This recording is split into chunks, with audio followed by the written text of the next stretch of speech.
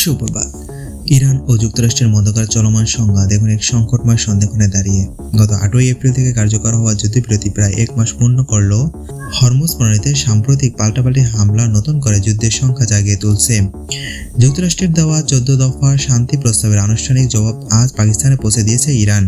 তবে এর মধ্যেই মধ্যপ্রাচ্যে মার্কিন লক্ষ্যবস্তুতে হামলার হুমকি দিয়েছে ইরানি রেভলিউশনারি গার্ড। গত 28 ফেব্রুয়ারি শুরু হওয়া সরাসরি যুদ্ধের রেশ এখনো কাটেনি। ট্রাম্প প্রশাসনে দেওয়া সর্বশেষ শান্তি প্রস্তাবের বিষয়ে গতকাল রবিবার পাকিস্তান ও কাতারের মাধ্যমে নিজেদের অবস্থান স্পষ্ট করেছে তেহরান। ইরানের রাষ্ট্রীয় গণমাধ্যম ইরানা জানিয়েছে এই মুহূর্তে তাদের প্রধান লক্ষ্য যুদ্ধ বন্ধ করা এবং ইরানের ওপর থেকে অর্থনৈতিক অবরোধ প্রত্যাহার করা। তবে আলোচনার টেবিলের বাইরের চিত্র ভিন্ন। গত 24 ঘন্টায় কাতারের উপকূলে একটি পণ্যবাহী জাহাজের অগ্নিকাণ্ডের ঘটনা ঘটেছে। সংযুক্ত আরব আমিরাত ও কুয়েত তাদের আকাশসীমায় ইরানি ড্রোনের অনুপ্রবেশের দাবি করেছে।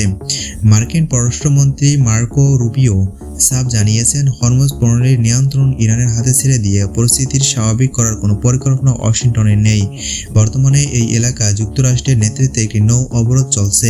পাল্টা জবাবে ইরানের রেভলিউশনারি গার্ডস আইআরজিসি হুমকি দিয়েছেন, যদি ইরানের কোনো তেলবাহী ট্যাঙ্কারে মার্কিন বাহিনী হামলা চালায় তবে মধ্যপ্রাচ্যের যে কোনো মার্কিন ঘাঁটিতে তারা সরাসরি আঘাত হানবে।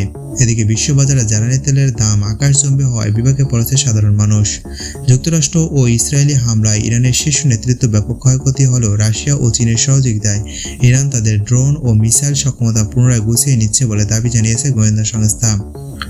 বিশেষজ্ঞরা বলেছে, আগামী 48 ঘন্টা এই অঞ্চলের জন্য অত্যন্ত গুরুত্বপূর্ণ। তেহরানের জবাব পাওয়ার পর হোয়াইট হাউস এখন কী পদক্ষেপ নেয় তার উপর নির্ভর করছে মধ্যপ্রাচ্যে স্থায়ী শান্তি আসবে নাকি ফের শুরু হবে ভয়াবহ রক্তক্ষয়ী যুদ্ধ। পরবর্তী আপডেট জানতে আমাদের সাথেই থাকুন। ধন্যবাদ।